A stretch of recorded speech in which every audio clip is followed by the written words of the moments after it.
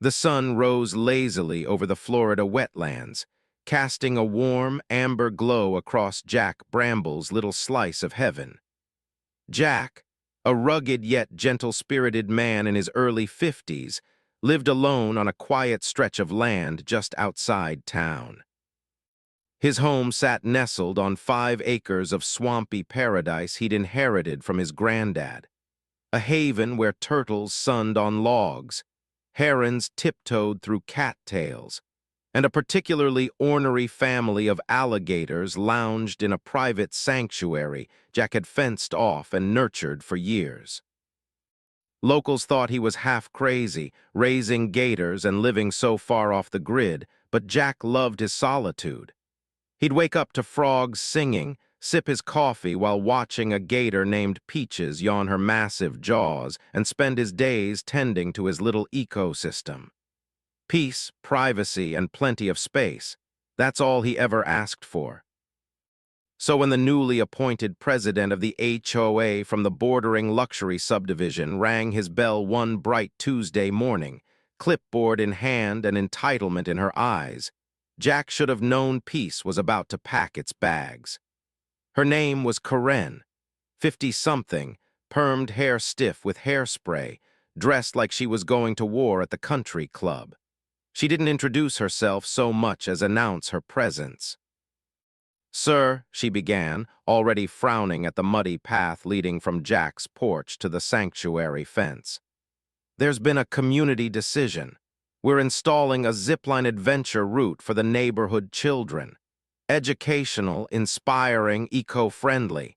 It's part of the HOA's Youth Engagement Initiative." Jack raised an eyebrow, squinting into the sun. "And you're telling me this because—" "Well," Karen said, flipping a page on her clipboard dramatically, "the route passes over some unused green space that borders your land. The zipline posts are going in this week. It won't affect you. Just a line in the air, completely safe, barely noticeable." Jack blinked.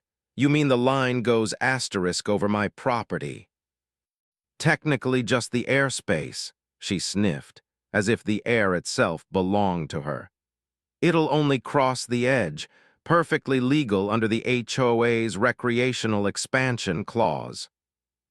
Before Jack could ask who decided such nonsense, she handed him a paper full of confusing zoning terms, smiled like a smug raccoon, and marched off. Later that afternoon, Jack followed the sound of drills and shouts until he reached the back edge of his property. Sure enough, 2 workers were hammering a post into the ground just beyond his fence. A thick steel zipline stretched from one end of the subdivision's clubhouse all the way across what Karen assumed was just marsh. Only problem, that just marsh was the very center of Jack's alligator sanctuary, and she had no idea. Jack stood at the edge of his property, arms crossed, watching the cable twang into place with the slow, ominous stretch of a trap being set. The workers laughed and tossed tools back and forth, oblivious to the muddy water below, oblivious to the 5 alligators sunbathing just beneath the palmetto shadows. He shook his head in disbelief. "This can't be real," he muttered, staring at the steel line slicing across the blue sky like a lazy guillotine. 2 days later, the noise returned, this time with more zip. Literally. The HOA had apparently fast-tracked their plan, and kids were already squealing through the air. A teenage boy came zipping overhead, arms flailing with excitement, his sandals flipping midair. Right below him, Peaches stirred in the muck, blinking up at the commotion like she was watching a buffet on a tightrope. Jack stormed toward the back fence, ducking under a cypress limb. He wasn't a man prone to anger, but his sanctuary was sacred. This wasn't just some swamp. It was protected land, privately owned with permits and all. The HOA had no right, and certainly no clue what they were dangling children over. That night, Jack showed up at the HOA clubhouse uninvited. The meeting was in full swing. Karen perched at the head of the table like a queen overseeing a bake sale rebellion. "I'd like to speak," Jack said, stepping into the fluorescent light. Karen gave a tight smile. "Jack, we're in the middle of discussing the color coordination for our spring mailboxes. If this is about the Zipline again." "You've got kids flying over live alligators," Jack interrupted, calmly but firmly. A few board members gasped. One man dropped his pen. Karen's smile faltered for a fraction of a second before she composed herself. "Sir, that area is listed as unused natural buffer zone. According to the county map, no specific hazards were recorded." "Haven't updated those maps since 2003, Jack replied. "And those hazards have names: Peaches, Big Al, Slinky." "This sounds like an exaggeration," she said briskly, flipping to another page in her binder. "Besides, the Zipline is built, paid for, and operational. If you have complaints, file them formally with the Recreational Oversight Subcommittee."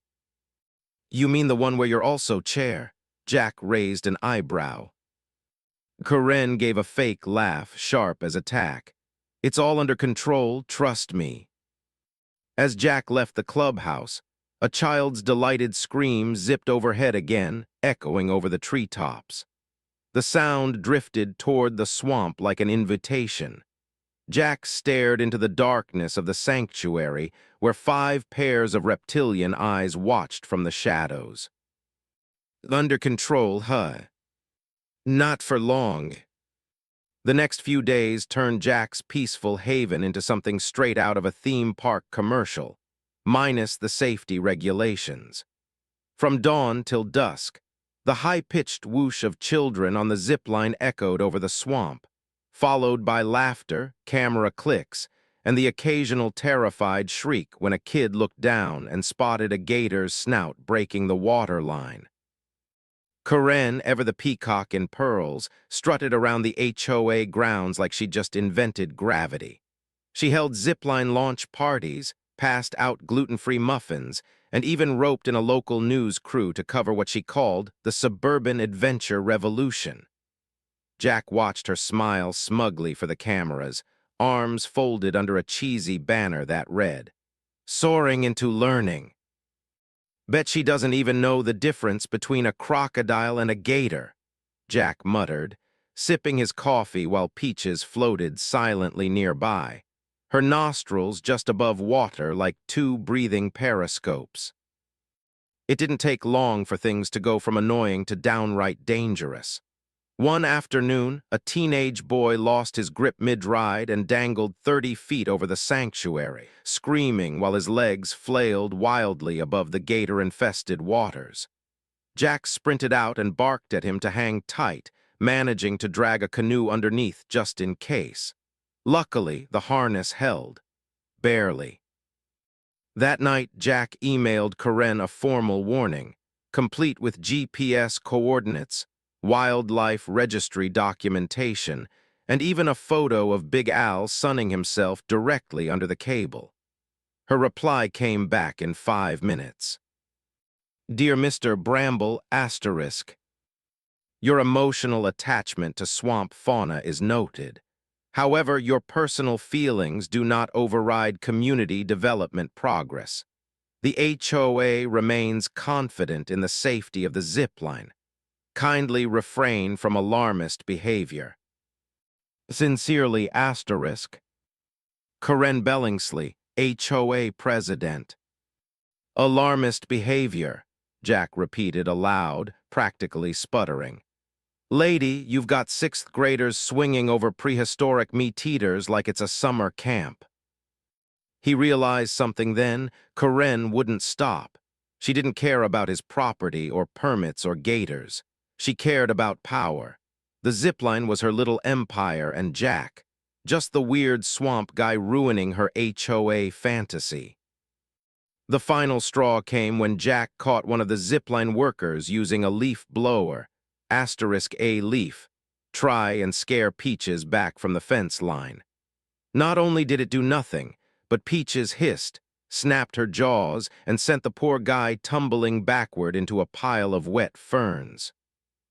Jack didn't yell, didn't argue, didn't march back to the HOA. No, this was bigger than emails and shouting matches now. It was time for Karen to learn what happens when you fly too close to the swamp. That night, Jack sat on his porch in the dim glow of a bug zapper, staring out at the misty water.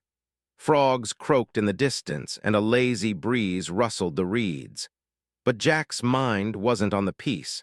It was on strategy. Years spent out in the swamp had taught him how to observe, how to wait, and when needed, how to strike. He pulled out a thick, dusty file from an old cabinet inside the house. County land surveys, sanctuary permits, wildlife reports, all still valid, all legally binding. The sanctuary had been officially designated decades ago as protected private land for educational and rehabilitation purposes. The problem: the HOA maps Karen used were outdated and had conveniently cropped out the zone's expanded boundary lines from 2012. Jack had the updated versions, signed and sealed. He grinned. Karen thought she'd outsmarted some backwoods loner with a soft spot for reptiles. She had no idea she'd tangled with a man who once outwitted a game warden with a rogue python in his truck bed. But legal documents alone wouldn't satisfy Jack's sense of justice. No, what she needed was a reality check with a bite. A moment so publicly embarrassing that it'd knock the smug clean out of her spray tan. He began gathering photos and footage, not just of the gators, but of the children swinging directly over them. He zoomed in on Zipline riders hovering above Peaches as she followed their shadows with chilling curiosity. He documented everything: daylight, nighttime. Even during one stormy afternoon when a gust of wind sent a preteen twirling like a wind chime over the murky water.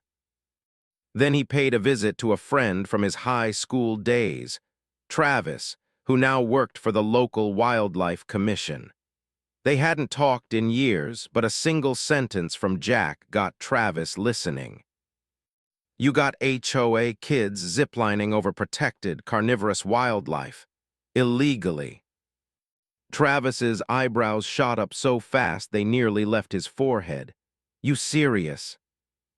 Jack showed him the footage, the documents, the emails. Within hours, Travis had opened a quiet investigation. He confirmed Jack's sanctuary was indeed protected land, and that the HOA had zero clearance to cross his airspace, let alone dangle kids over dangerous wildlife. But Jack didn't stop there. He started planning something more poetic. He went into town and visited another old contact, a local event planner known for her flair with dramatics and costumes.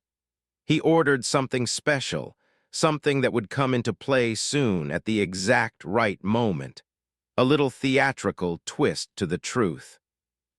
As he drove back home, past the Zipline tower and Karen's smug face chatting with another HOA member, Jack smiled to himself.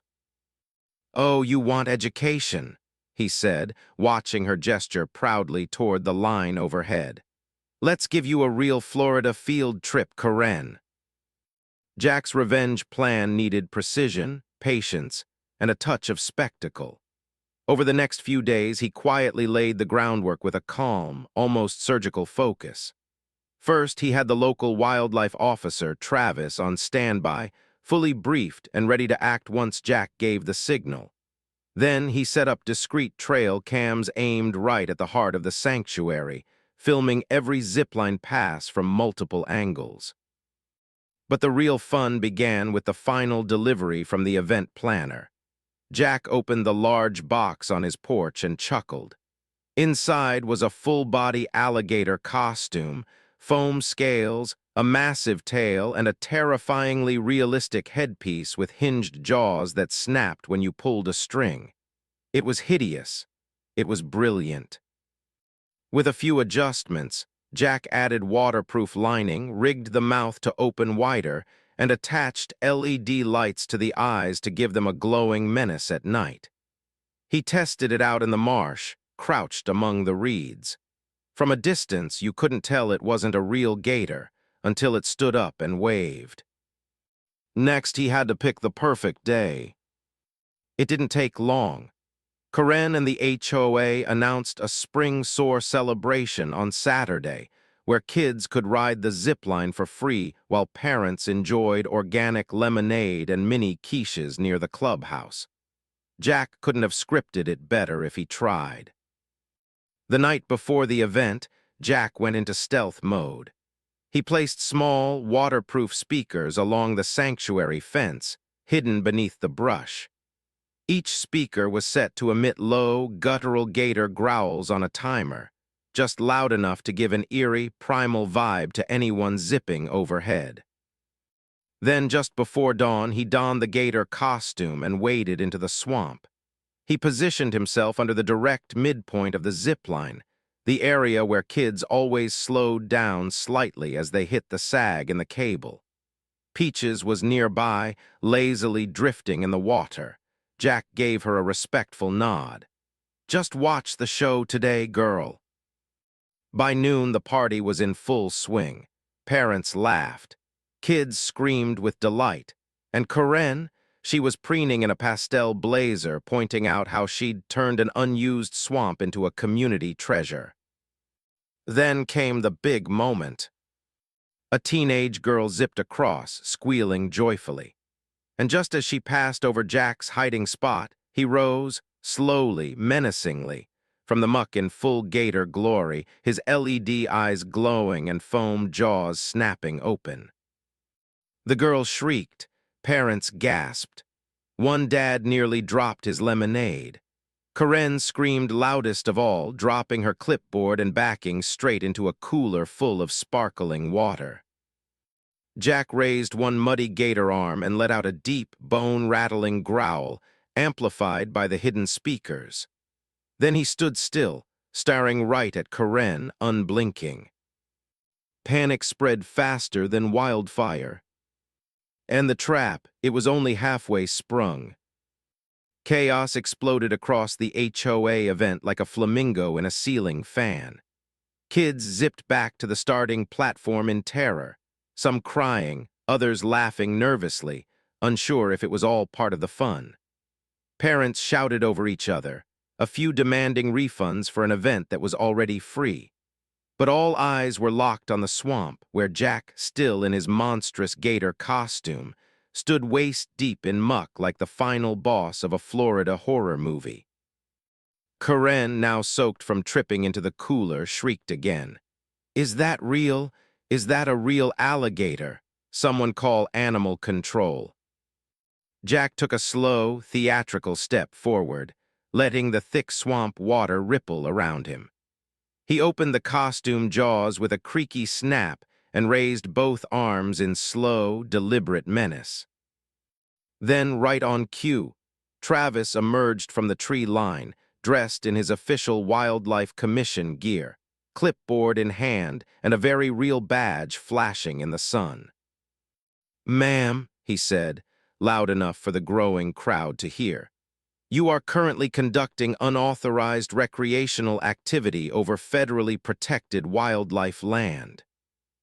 Karen blinked, mouth opening and closing like a trout on a dock. "This entire area," Travis continued, pointing to the sanctuary, "is designated as a privately maintained wildlife rehabilitation zone. You have not only violated private property rights, but you've endangered minors by running zipline activity over active alligator territory." "Wait, no," Karen sputtered, trying to recover. We had maps. HOA jurisdiction allows for." "Wrong maps," Jack interrupted, finally pulling off the gator head with a soaked squelch and revealing himself underneath. His hair was plastered to his face, but the look in his eyes was pure, victorious fire. "Old ones, mine are from 2012. Yours missed the updated easement. Conveniently." Travis held up Jack's documentation, stamped and signed. This is the legally binding boundary. You've crossed it, repeatedly and recklessly. Gasps echoed through the crowd. One HOA board member quietly stepped back, slipping behind a lemonade stand like a cartoon character avoiding blame. Karen turned red, then purple, then kind of beige-green. This is a misunderstanding, surely we can. Nope, Travis said. You'll be receiving a fine for unauthorized recreational activity, an environmental hazard citation, and a formal investigation by the zoning board. Also, the Zipline coming down today. Jack crossed his arms, dripping swamp water, and looked Karen dead in the eyes.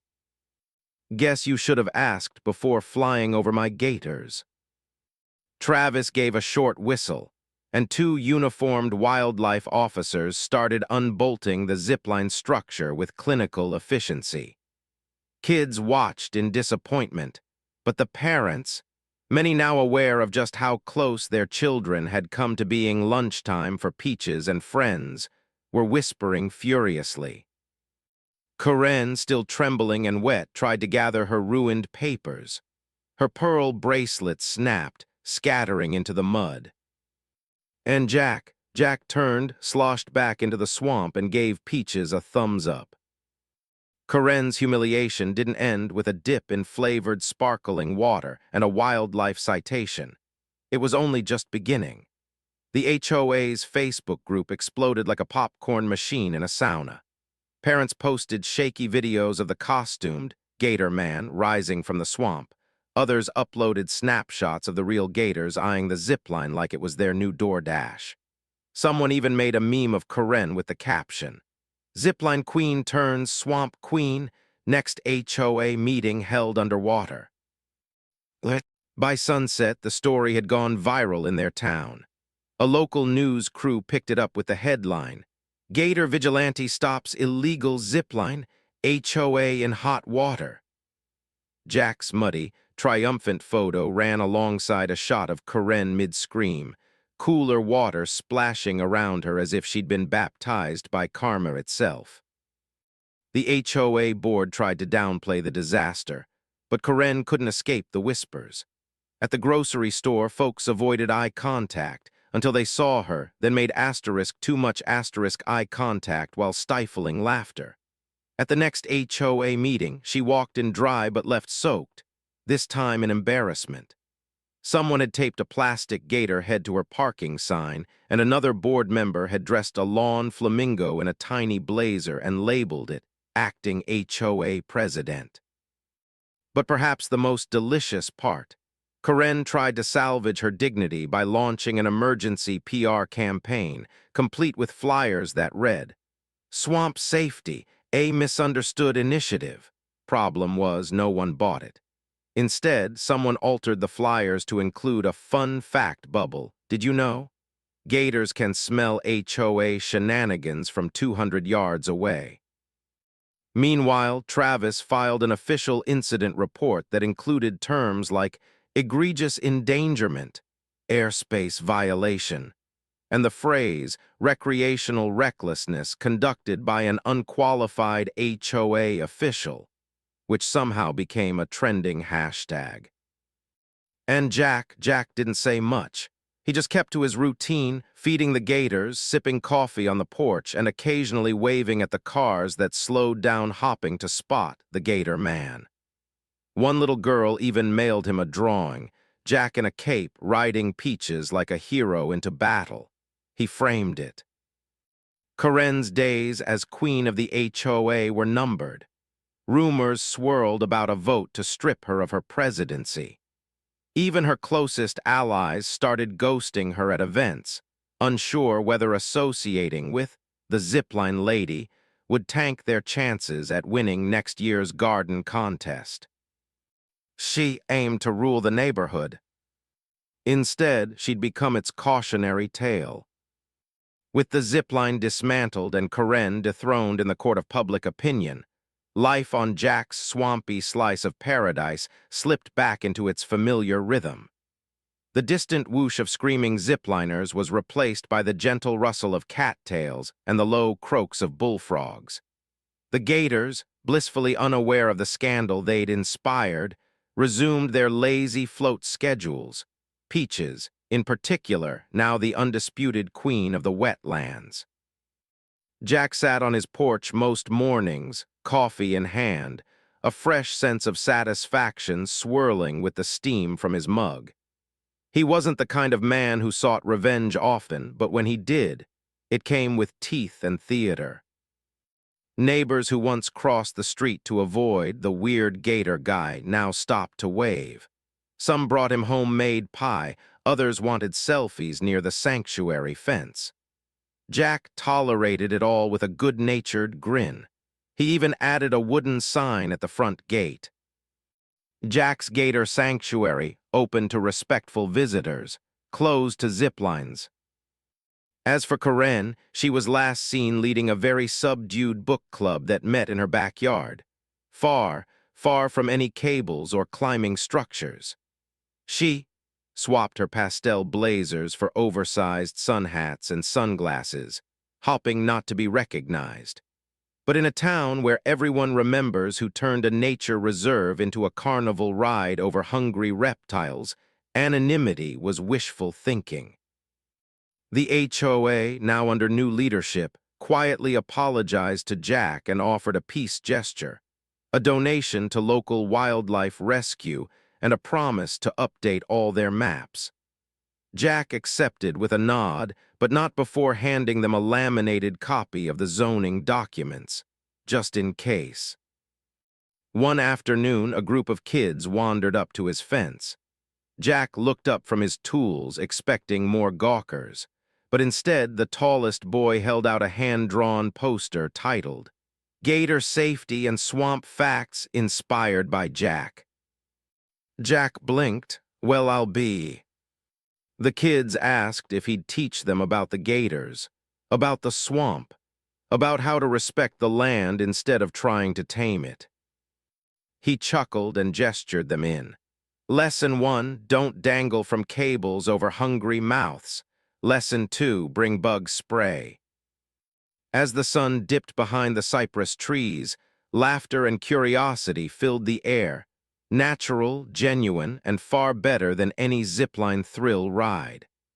Jack looked out at the water, where Peaches blinked slowly from her favorite log. Peace had returned, and this time it brought a bit of community respect with it. Karen might have soared in on a cable, but Jack stayed grounded and won.